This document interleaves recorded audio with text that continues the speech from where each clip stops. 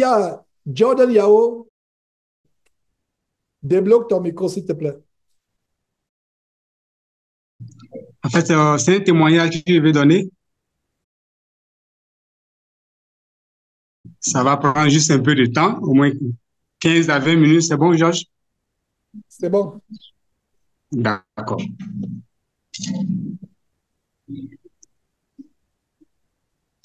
C'est un peu douloureux, mais bon, ça va aller. C'est un témoignage un peu long, mais je ferai un effort pour donner quelques grandes parties, les grandes parties du témoignage. À la naissance, avant, je suis un chrétien catholique. J'étais chrétien catholique avant et Dieu nous a fait la grâce de connaître la vérité. Et pour ce, mon épouse et moi, nous avons eu un enfant hors mariage. Nous avons eu un enfant comme on dit ça, le mot là. On ne s'était pas encore mariés, on était encore des élèves. Et nous sommes mariés et on a eu un enfant. Et mon enfant, actuellement, a 12 ans. Et j'ai pris une maison. En ce moment, j'étais dans un petit studio. Et dans le petit studio que j'étais, mon épouse est venue me rejoindre. On était tous dans la fornication, elle et moi. Et ensuite, elle a pris une grossesse. Mais mon aîné, de 12 ans, il avait seulement que 6 mois. Il venait de naître de 6 mois. Et dans la fornication, elle a pris une grossesse encore.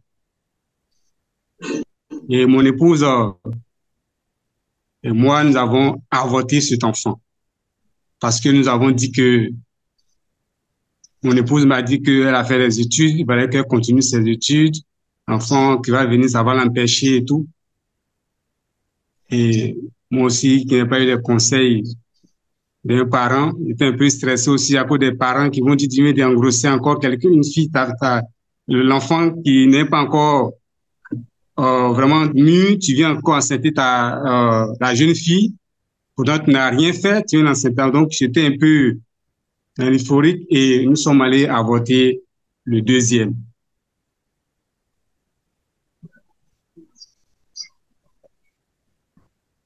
Notre souffrance va commencer en 2016. En 2016, où je décide de marier ma femme, en avril, le 16 avril 2016, c'est là que je me suis marié à ma femme. Avant le mariage, elle était enceinte de 5 mois. Avant qu'on a fait l'avortement, elle a pris une grossesse encore pour les préparatifs du mariage. Et l'enfant était là. La grossesse se portait bien. À une semaine du mariage, à 6 mois, la grossesse tombe. Je me suis dit, on s'est dit, bon, c'est l'effet du mariage, peut-être le stress qui a fait que la grossesse est tombée. On l'a laissé. On a poursuivi encore elle et moi. Tout à part, on ne connaissait pas du tout le Christ, ça veut dire. On ne connaissait pas le Christ. On était dans une grande maison, on était heureux, ma femme et moi, et mon fils de 12 ans qui est avec moi actuellement. On était tous heureux, et la famille nombreuse qui est venue chez moi. On était vraiment bien. Après le mariage qui s'est fait le 16 avril 2016, ma femme elle a pris une grossesse encore des jumeaux. Il dit à ma femme, le Seigneur est en train de essuyer notre honte. Après avoir perdu la grossesse avant le mariage, il nous donne encore des jumeaux. Nous allons bénir son nom pour ça. La grossesse a évolué, les jumeaux ont évolué, la grossesse jusqu'à 6 mois. Ma femme a commencé à perdre les os. La grossesse tombe, les jumeaux. C'était vraiment douloureux pour nous. C'était douloureux pour nous. On a commencé à s'accuser l'un et l'autre. L'autre a dit, c'est toi qui es sorcier. c'est toi qui gâtes c'est toi qui tues mes enfants. Ma femme a commencé à m'accuser. Parce que dans la nuit, avant que les grossesses ne tombent, elle sortait avec un mari de nuit. Mais ce mari de nuit prenait mon visage pour faire, pour faire les choses avec mon épouse.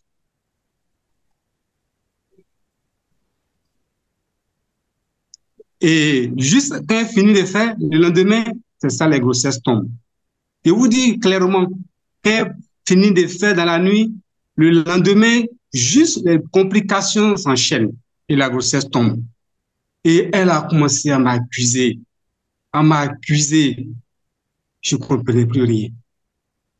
Je ne lisais pas aussi la Bible. Je faisais seulement que des rosaires. J'ai vu Salut Marie qui ne finissent point. Je voyais les prêtres.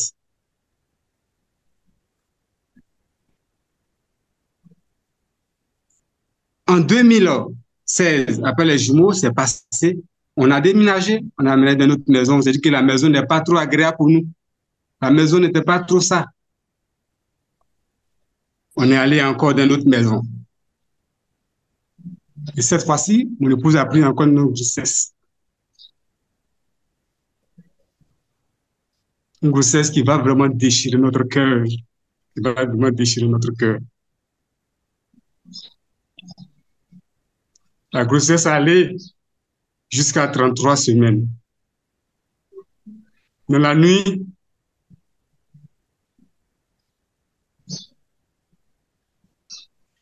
ma femme est en train de perdre le sang. Elle me réveille, mais ils ont tu perds le sang. Je dis, qu'est-ce qui se passe encore? Je la prends, je la mets dans la voiture. À 3 heures du matin, on s'en va au centre clinique. On l'a fait coucher, on observe, mais on me dit que c'est un placenta préviat, c'est-à-dire que le placenta a lâché. Ils nous ont mis en observation jusqu'à 8 heures. Quand le gynécologue est venu, ils ont fait une césarienne pour sauver la mère, pour sauver l'enfant.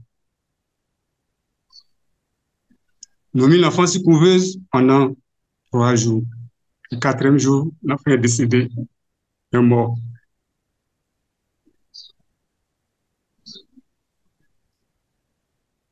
Ça nous a déchiré le cœur. Une femme qui vient d'être déchirée, qui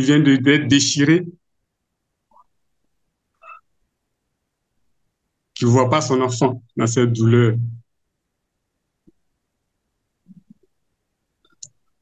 Ils m'ont remis l'enfant pour aller l'enterrer.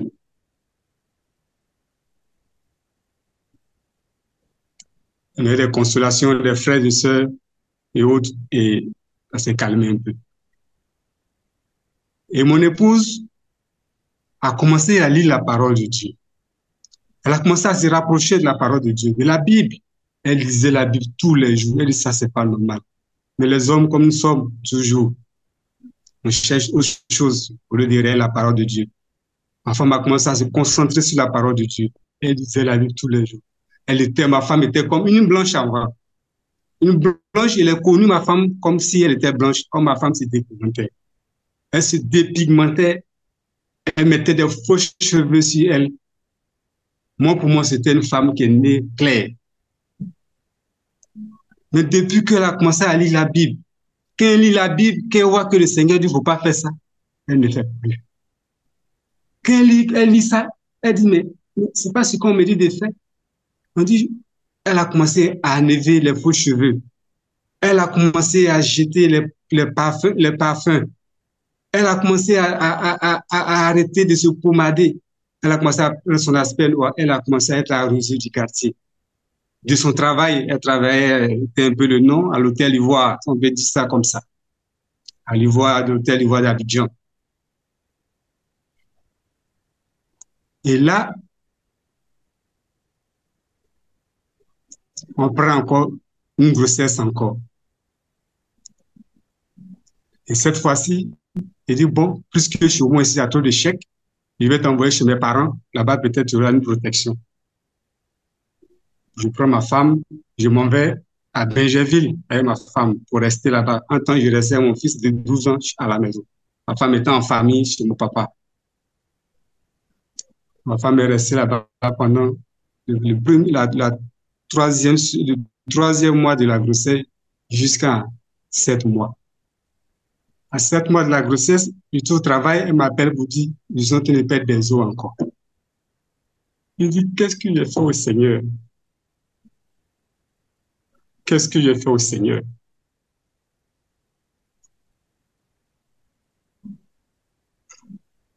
On arrive à femme à l'hôpital, on dit, on perd les os.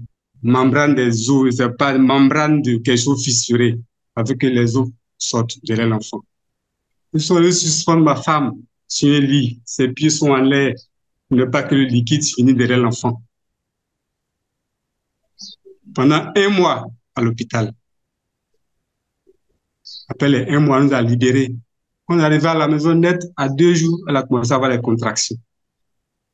Alors, le médecin nous a dit, l'enfant n'est pas viable, il n'est pas viable, il ne peut pas vivre. Nous, on espérait toujours. Ils nous ont fait encore une deuxième césarienne à mon épouse. La deuxième césarienne, l'enfant a fait 1 jour dans une couveuse. Le lendemain, à 7 heures, l'enfant est mort. Aujourd'hui, quand il exprime ça, c'est comme si je n'ai plus de douleur dans mon cœur où je suis. C'est comme si la douleur a pris le dessus, mais je ne sens plus cette douleur-là maintenant. Comment je vis ça au quotidien. Je dis, mais qu'est-ce qui se passe?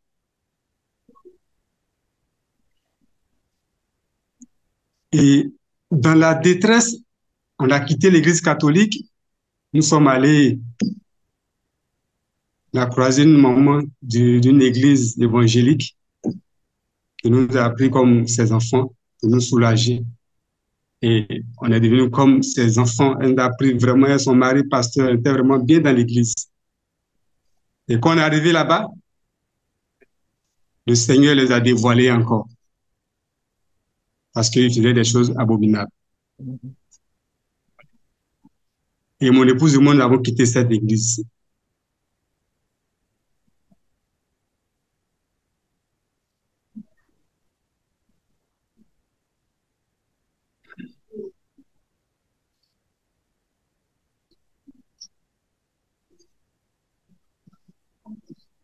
Et quand nous avons quitté cette église,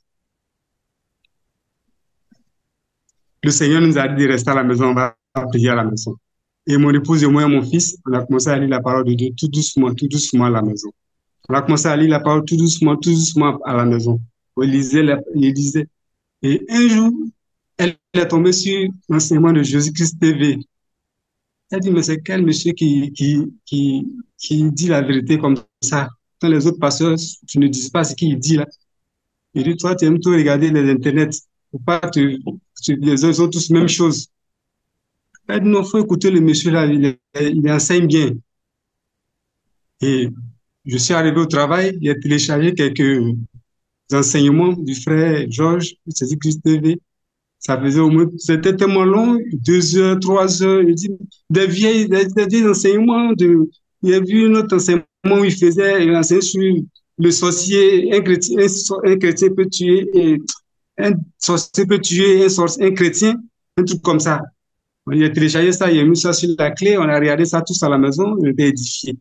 Et j'ai téléchargé, j'ai commencé à prendre goût dans l'enseignement du monsieur. J'ai commencé à télécharger ces enseignements, télécharger. Je me mets dans la voiture, quand ils vont au travail, j'écoute. Et nous avons quitté, on a atterri encore dans notre église.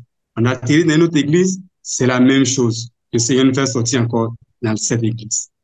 Et on se retrouve en décembre 2023 sans église. Nous sommes restés à la maison. Moi, je comptais sur les pasteurs pour m'aider à prier le jour, il y aurait un problème. Je n'ai pas compté sur le Seigneur.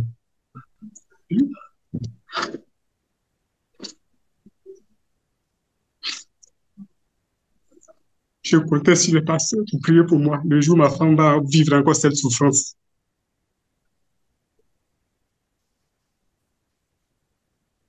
Et on est resté dans cette église jusqu'à on est quitté là-bas. En 2000, le 30 novembre 2023. On n'a plus mis pied dans cette église, dans cette deuxième église où on était. Le pasteur m'a nommé comme responsable de service d'ordre. Ma femme était chantre. Mon fils, il jouait au piano dans l'église. Mon fils de 12 ans. Donc, ils nous ont canalisés. Ils étaient de nous endoctriner. Ils nous ont envoyé d'autres choses. Et le Seigneur nous a commencé à nous enseigner petit à petit. Et le Seigneur nous a dit de quitter là-bas. Et on a quitté l'église. Je suis resté à la maison. Et mon épouse et mon fils, dans cette douleur, on a commencé à lire la Bible, nous trois, avec les enseignements du frère Georges. Avant, je ne pouvais pas lire un verset et décortiquer ce verset, les frères. Même un verset, je ne pouvais pas lire et décortiquer ce verset. Et quand il a commencé à lire les enseignements du frère Georges, j'ai dit, mais pourquoi il est simple comme ça? Il lit sa parole, il lit la Bible, et puis je comprends. Je comprends pour lui et puis pour moi. Et puis, il dit, mais pourquoi les pasteurs compliquent les choses comme ça? Mais regarde qu'il enseigne. Mais regarde ce que la Bible dit. Mais c'est pas ce que nous, on nous dit. Pourquoi ils font autre chose? Mais quand le monsieur enseigne, ce que la Bible dit, c'est ce qu'il dit, et puis c'est ce qu'il fait. Et j'ai commencé à comprendre la Bible tout petit à petit, à lire. Et mon épouse aussi a commencé à être soumise. Elle a commencé à avoir la soumission. Elle a commencé à se soumettre à moi. Elle n'avait plus de bras de fer. Elle m'appelle papa. Elle m'appelait vraiment. Et ça a commencé à avoir l'amour dans la maison. Le dimanche matin, avant que j'écoute le frère Georges, ça fait maintenant près de 7 mois, c'est pas 7 mois, mais si, que je suis rentré, je lui ai demandé, est-ce que je peux intégrer votre enseignement Zoom les dimanches? Et c'est ça, il m'a envoyé le lien. Mais avant, je ne faisais pas ça, je téléchargeais tous les jours pour venir écouter à la maison. Mais depuis qu'il m'a donné l'accès d'accéder à ça, les jours, je suis là, j'écoute la parole de Dieu, je suis content. Bref, et je continue à enseigner. On était là à la maison. On enseigne la parole de Dieu tous les dimanches avant que Joël ne commence, le matin à 8 heures. Elle et moi, mon fils, on est là, on lit la parole de Dieu. On a commencé le livre de Matthieu. On a commencé à lire. Toujours, on peut prendre deux chapitres, un chapitre, on lit, on explique et donne quelque part la parole à chacun. On a commencé à enseigner. Je dis, mais la parole de Dieu est si simple comme ça. Et puis on était dans les églises, on nous complique la chose. J'ai commencé à mettre la parole de Dieu en pratique à la maison. Et mon épouse a pris une grossesse encore. Mon épouse a pris une grossesse dans le mois de novembre 2023, où on a quitté l'église.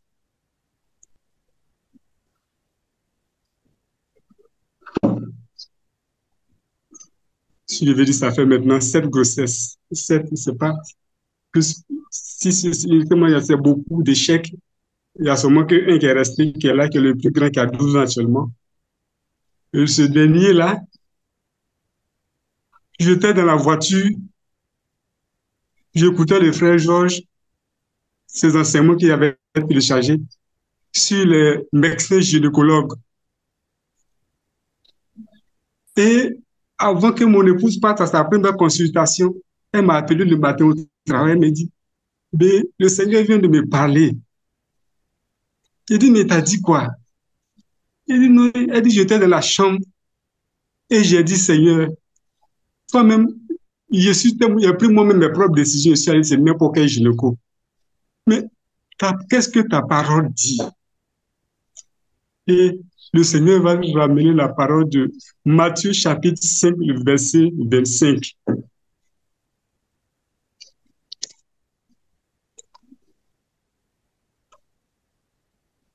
Matthieu chapitre 5.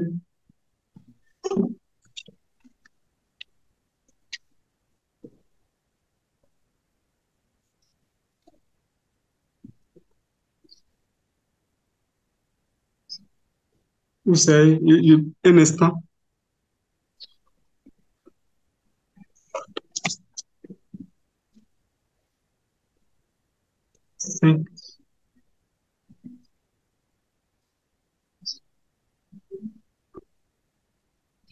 Non, c'est pas ça. C'est où il parle de l'adultère. Voilà, voilà, Matthieu chapitre 5, le verset, le verset 28. Voilà, le verset 28, il dit, eh bien moi, je vous déclare, un homme qui regarde la femme d'un autre et la désire déjà a commis l'adultère et elle-même. Et quand elle a lu cette parole que le Seigneur vient de lui communiquer, elle m'a appelé sur le champ. Elle dit, mais c'est que affaire des gynécologues là, c'est pas affaire des hommes, parce que je vais me faire consulter là, ils sont en train de faire pécher les hommes, parce que c'est eux qui me consultent tous les jours. Donc elle a demandé au Seigneur, je m'en vais. Tu m'as dit qu'il ne faut pas un homme va me consulter. Moi, je ne sais pas où je vais partir. Vous m'orientez où je m'en vais là. Et le Seigneur l'a conduit dans une clinique, une petite clinique, du rien du tout. Ceux qui connaissent Abidjan, on l'appelle le coin à Bobo. C'est une clinique où les frères, le Seigneur va se glorifier. Le Seigneur ne se glorifie pas dans la main des hommes. Il est dans sa parole. Il est dans sa parole.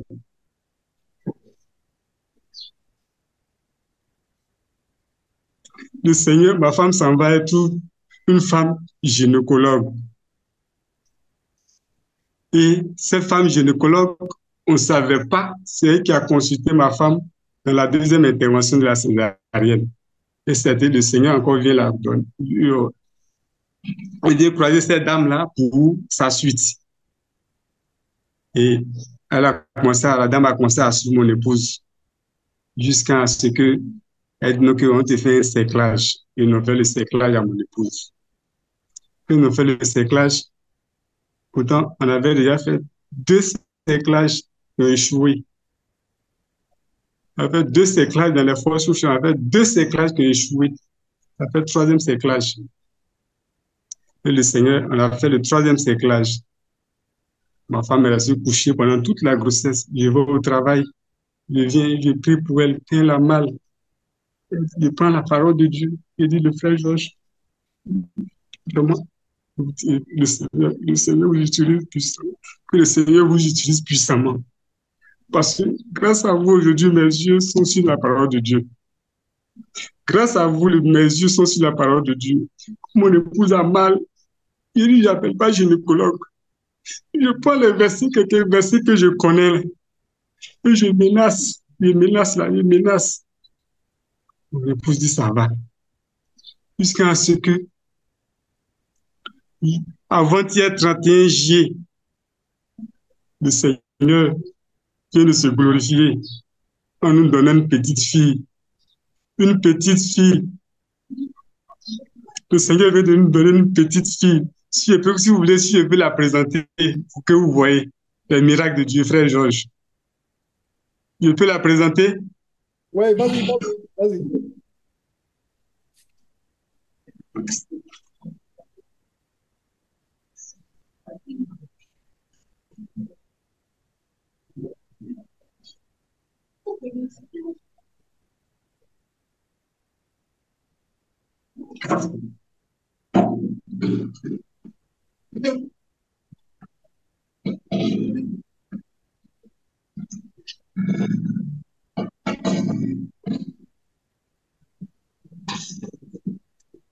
Voilà.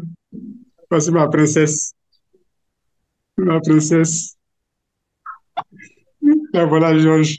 Ouais, Voilà. Le Seigneur m'a libéré. ouais. Je suis rentré à la maison, ma fille maintenant. Je n'ai pas laissé mon enfant là, à l'hôpital. Je suis rentré, ma fille. Je dis gloire à Dieu. Je dis gloire à Dieu. Merci. C'était mon témoignage. C'était mon témoignage. C'était mon témoignage. Merci.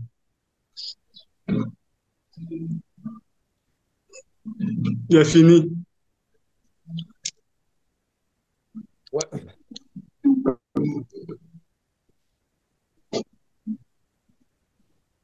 il n'y a pas de mots. Il n'y a pas de mots. Il a fini. Donc voilà, le Seigneur a fait ce qu'il a fait. Il n'a pas travaillé avec un homme, c'est lui seul qui a fait. Il n'a pas travaillé avec un pasteur. Il n'a pas travaillé avec un pasteur. Je ne suis pas de l'église. Je suis resté à la maison. Il m'a donné mon enfant. Il m'a donné mon enfant. Ce n'est pas un pasteur qui a prié pour ma femme. C'est moi-même qui ai prié pour elle, la parole de Dieu. Aujourd'hui, voici ma fille. Voilà ma fille. Et elle est là, elle jubile de joie.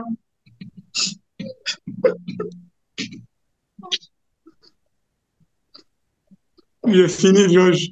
J'ai fini.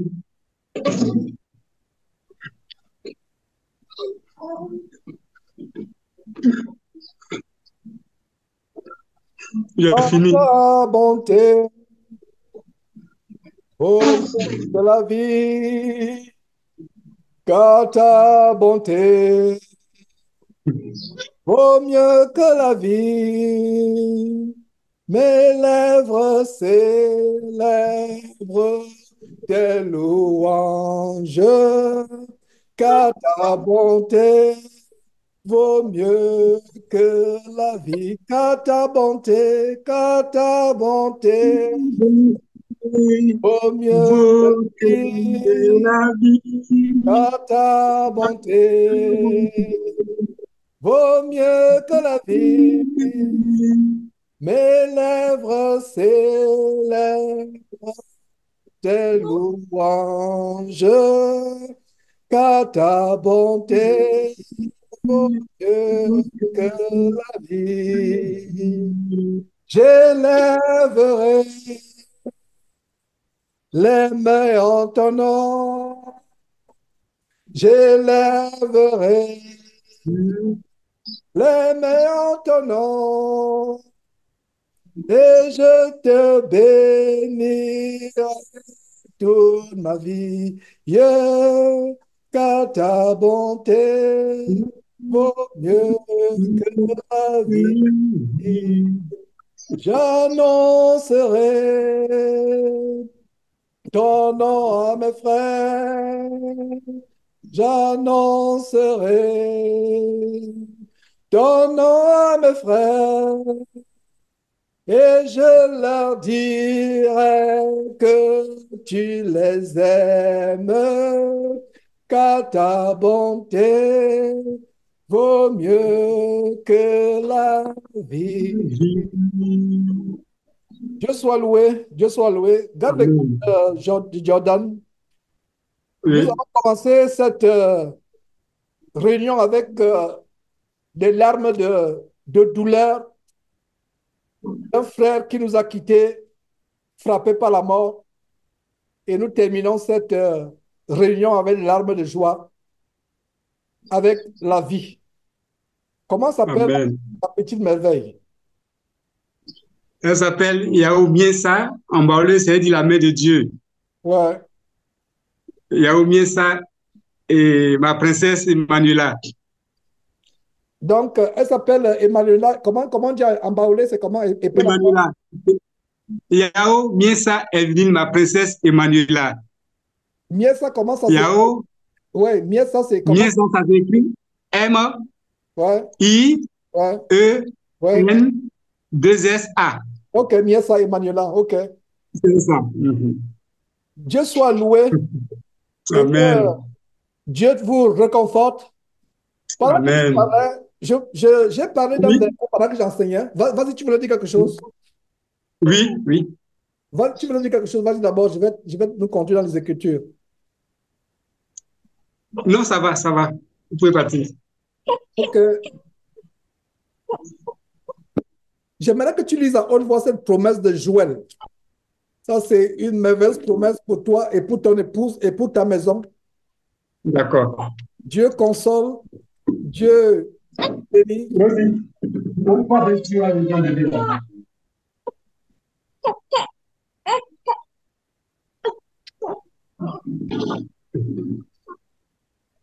Joël, Daniel, José, Joël, lis à haute voix cette parole qui est une promesse c'est une grande promesse pour toi. Daniel. Les années qui ont été, que Satan, enfin, c'était les esprits de mort. Et Oui. ces esprits de mort voulaient détruire ta famille, voulaient causer le divorce. Effectivement, c'est un esprit de mort. Il voulait causer le divorce. Mhm. Il prenait ton visage pour que ta femme voit. C'est même pas la grâce de Dieu qu'elle n'est pas partie. Parce que C'est ça. c'est une catégorie d'esprit terrible. Ça veut dire que c'est difficile pour une femme de croire que ce n'est pas toi le sorcier. C'est une attaque tellement grande. Alors, j'aimerais que tu lises Joël chapitre 1 à partir du verset,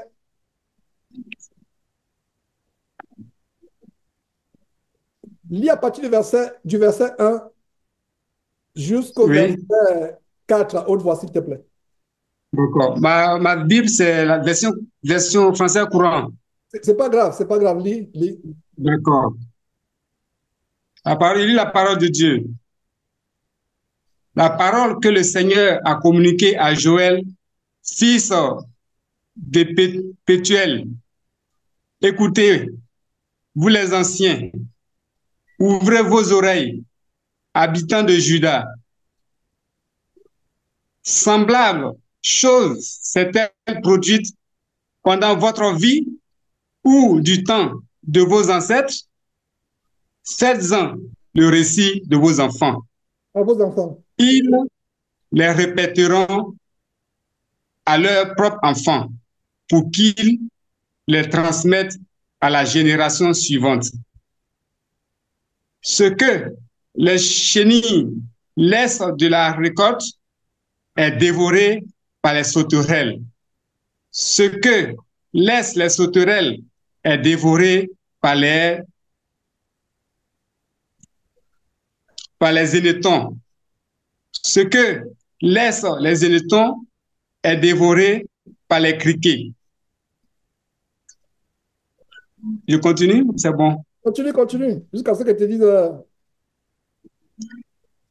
jusqu'à ce que tu dises dans le... Réveillez-vous, réveillez-vous, les ivrognes, et pleurez. Lamentez-vous tous, les buveurs de vin, faute de raisin. Vous serez privés de vin nouveau. Une armée d'insectes envahit votre pays. Ils sont acharnés, innombrables, dévastateurs comme les dents du lion ou les crocs de la lionne.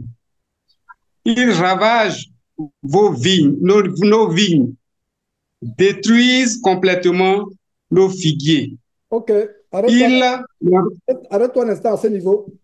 Et ta version français courant a des détails que Louis II n'a pas, mais les deux versets s'accompagnent. En fait, ça nous montre un peu toute la dévastation qui est arrivée, surtout le, le verset 6, car un peuple est venu fondre sur mon pays.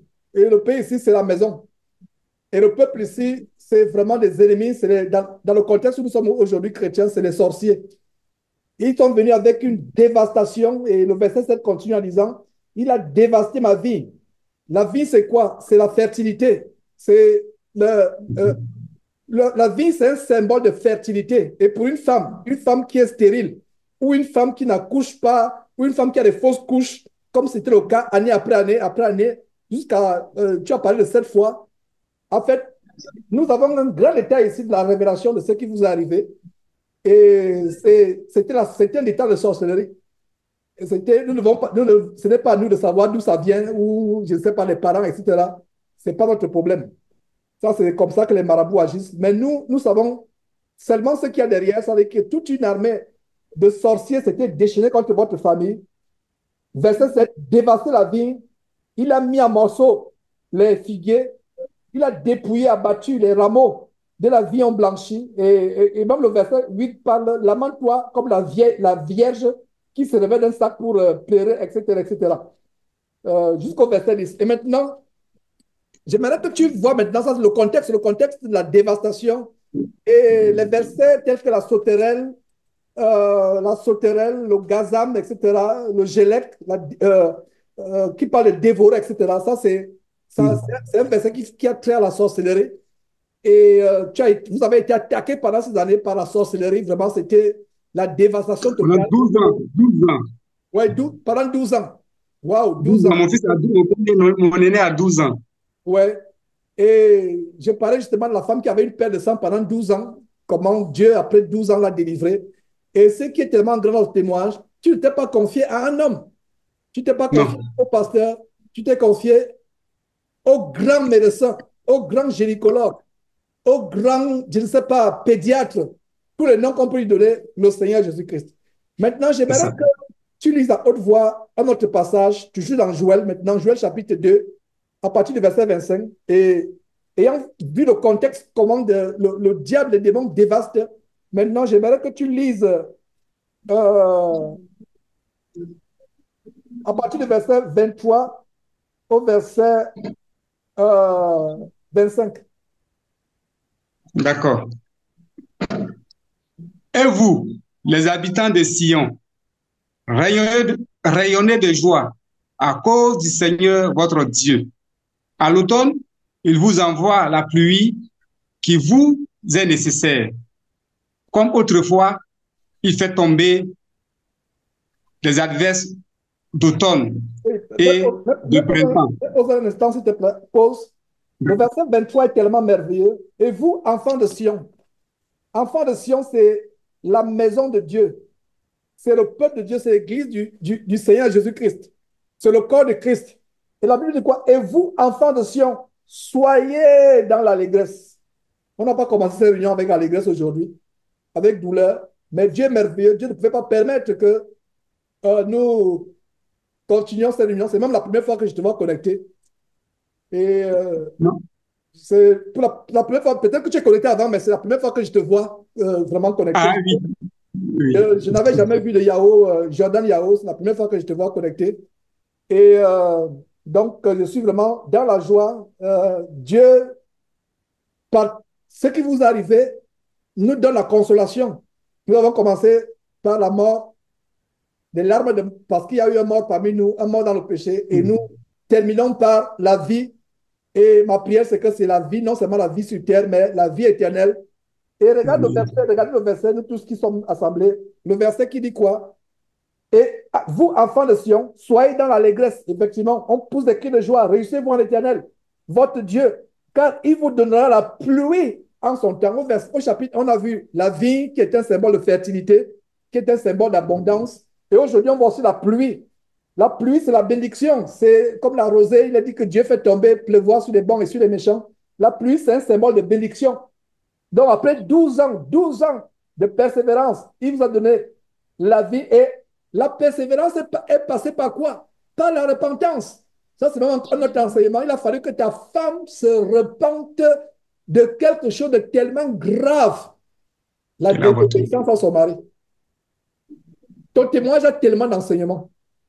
Pour ceux qui ont suivi ton enseignement attentivement, et si vous n'avez pas attentivement suivi, si cette vidéo est publiée par la grâce de Dieu, allez encore suivre son témoignage une ou deux fois. Il y a des enseignements tellement grands, lui-même il ne se rend pas compte qu'il est en train d'enseigner, de donner des grands mystères dans son témoignage. Même sur le plan de la sorcellerie, sur le plan de la sorcellerie, sur le plan des attaques du domaine des ténèbres, sur le plan de comment Satan travaille, sur le plan de comment les clés de la repentance. Il y a beaucoup de femmes qui perdent les enfants. Il y a beaucoup de femmes qui sont victimes à la sorcellerie. Elles ne savent pas qu'elles sont la cause parce qu'elles ont les portes ouvertes. Une porte peut être la désobéissance au mari. Et elle-même, elle s'est repentie. Et quand elle se repent, Dieu lui parle, Dieu lui révèle, Dieu lui montre que tu exposais ton intimité à des hommes. Et on voit, il y a des vidéos, il y a même un frère qui était gynécologue parmi nous, il s'est repenti, il a abandonné ce travail. Jordan, au cas où tu ne sais pas, c'est un frère qui est en Afrique du Sud. Il s'est joint à nous. Oui, Je suis, mais il y a Willis, c'est Willis Yao qui suivait depuis Jésus TV. C'est le même nom. ok, ok. Et même ce nom-là, Il y je a me Willis, Et moi, voilà. je ne me rappelle pas. Je me rappelle pas. Alors, donc, il y a un frère en Afrique du Sud qui était gynécologue, le frère Daniel Mutunda, et qui a décidé de renoncer à cette carrière. Et aujourd'hui, il continue à à chercher le travail. Il m'a écrit traite le matin en passant pour dire il doit prendre le coach. Je pense que le coach, c'est le bateau. Il doit arriver à East London. Je ne sais pas, c'est une ville d'Afrique du Sud, si j'ai bien compris. Il a un entretien d'embauche ou soit une demande, une application. J'espère que j'ai bien compris ce qu'il est en train de dire. Bref, il cherche le travail aujourd'hui, mais il a délibérément renoncé au travail de gynécologue. Pourtant, c'était un gynécologue tellement prospère selon ce monde. Mais la prospérité du monde n'est pas forcément la prospérité de Dieu, parce que la prospérité de ce monde peut nous entraîner dans l'enfer et généralement nous entraîner dans l'enfer. Donc, Dieu a révélé à ta femme quelque chose de grand. Elle était dans le péché sans s'en rendre compte. Il y a tellement de détails. Tu as soulevé la désobéissance, comment elle t'a demandé pardon, comment elle a décidé d'être soumise à nouveau, et comment elle péchait sans s'en rendre compte en exposant son intimité à un homme. Et après cela, toutes les conditions de la délivrance ont été réunies. Toutes les conditions. Et Dieu délivre au travers de sa parole. Vous vous êtes mis à lire la parole, à la mettre en pratique, et voilà les portes qui sont ouvertes. Et maintenant, j'aimerais que tu lis, et ça c'est une proclamation, c'est une promesse pour tous ceux qui tiennent ferme malgré les années de dévastation. Et cette promesse, elle la tienne pour toi et pour ta famille. Lis cela et nous allons passer à notre frère pour un autre témoignage. Verset 24 et suivant. Verset 24 et verset 24 à 26. 24 à 26. Ouais. Les glanges sont remplies de blé. Les cuves débordent de vin et d'huile. Oui, dit le Seigneur, je vous dédommage pour vous les récoltes dévorées par les chenilles, les sauterelles, les anétones et les criquets.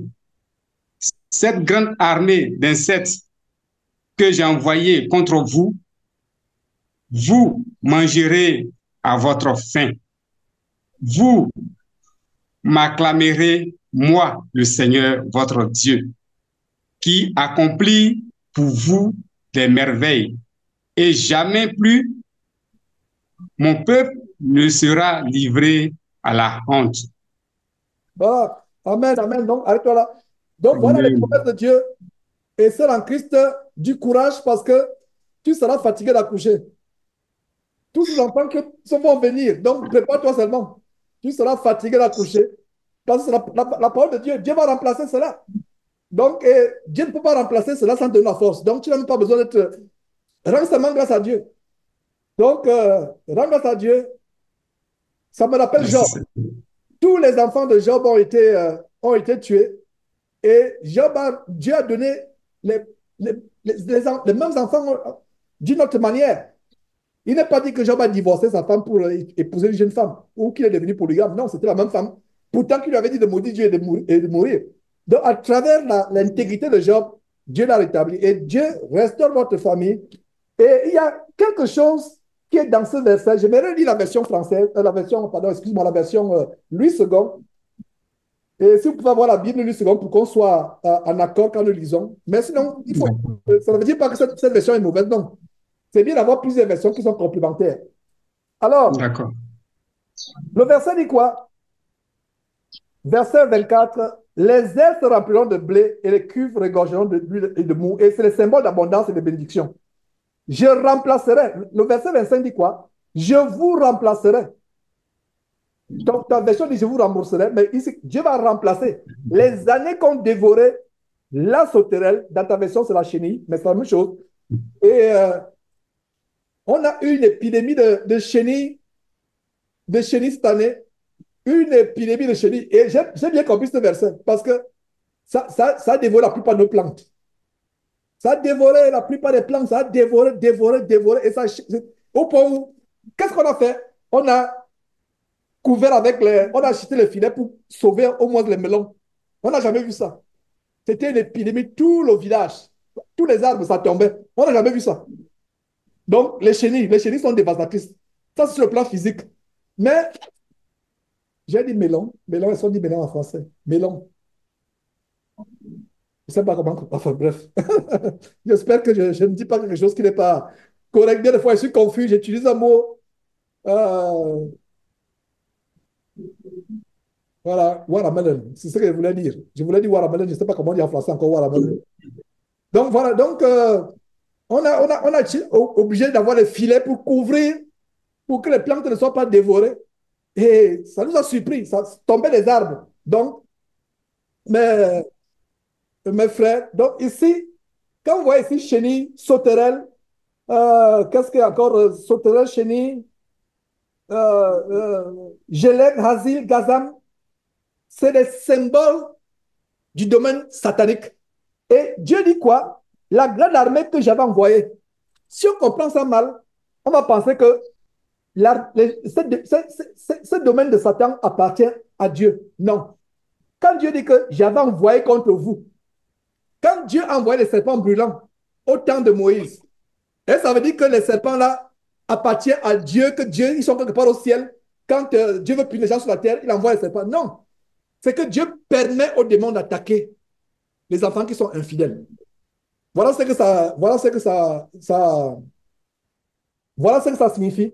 Donc, que j'avais envoyé, en fait, c'est ici nous voyons que Dieu a permis que son peuple Sion, les enfants de Sion, ma grande armée que j'avais envoyée, c'est-à-dire qu'il y a des choses qui sont réservées pour la punition. Est-ce que vous savez qu'il y a même des blocs de glace? Il y a, les scientifiques parlent des météores. Il y a des gros blocs depuis le ciel. La Bible dit que Dieu les réserve au jugement. En fait, il y a des choses que Dieu réserve pour punir. Dieu peut utiliser les démons pour posséder quelqu'un, pour le tourmenter.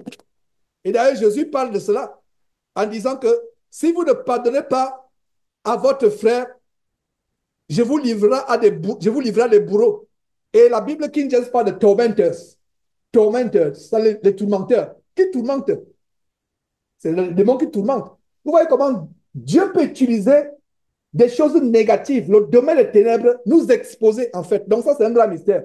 Donc ne pensez pas que maintenant, le Gélec, le Hazik, le Gazam font partie de l'armée de Dieu. Non, c'est une façon de dire que ces choses-là n'ont rien à voir avec l'armée de Dieu, des anges qui sont au ciel. Non, ça veut dire que ces choses-là, Dieu peut les utiliser pour punir une nation, pour punir un peuple, pour punir une famille.